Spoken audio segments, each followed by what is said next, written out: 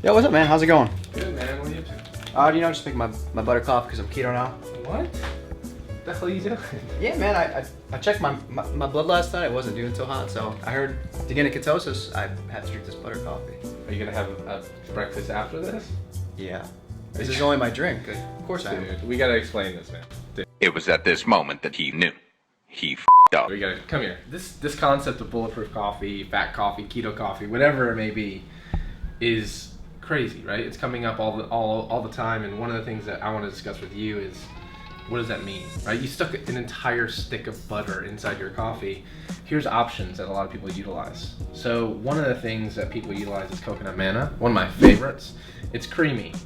1 tablespoon of this is only 100 calories. You're having like 1,000 calories inside your first coffee of the day on top of having a meal on top of that. So I wouldn't recommend that.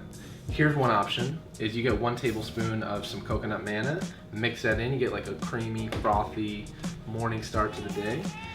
Everyone knows coconut oil, right? The devil's in the dose, right? 1 tablespoon of this, 14 grams of fat, 125 calories. Think about that for a second. 1 tablespoon is that amount. Imagine people stake 3, 4, 5 tablespoons in there. You're gonna have like 500 calories before you even have your first meal of the day. What the hell's up with that?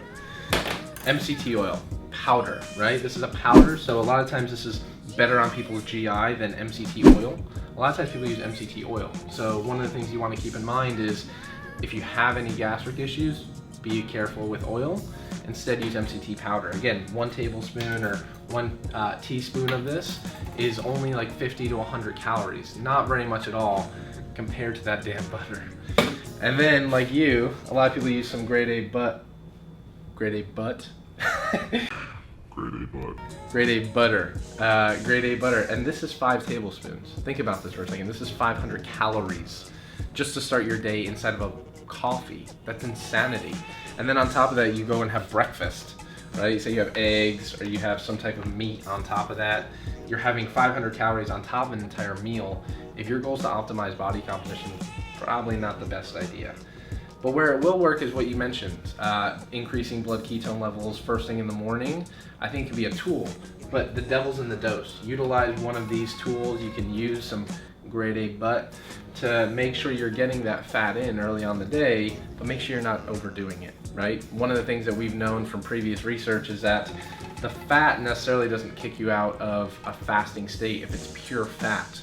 So that lowering of blood glucose, keeping glucose low, keeping insulin low, maintains that fasting state. That's important, right? That's important for overall health, longevity, cognitive function. All these things are important. The devil's in the dose, so don't overdo it. There's no need to stick an entire damn thing of butter in there, man. All right, man. I guess I'll change my daily ritual in the morning. All right, well, make sure you don't eat breakfast now if you're gonna drink that damn thing.